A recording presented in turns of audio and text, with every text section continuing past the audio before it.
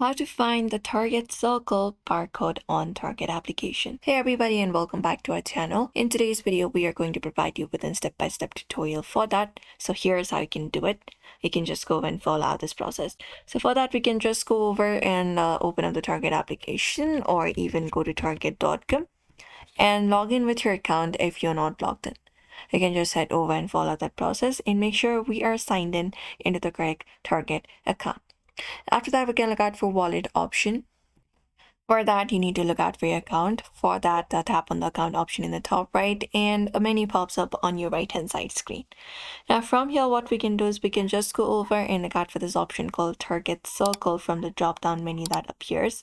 Just go over and click on it and you will be taken to this target circle piece right here.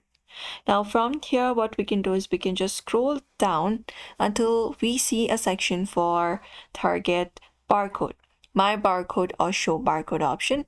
You can just head over and find that option there and look out for that section. You can look out for it within the target circle piece and try accessing the barcode available there. You can look out for show barcode or barcode and just go and click on that option.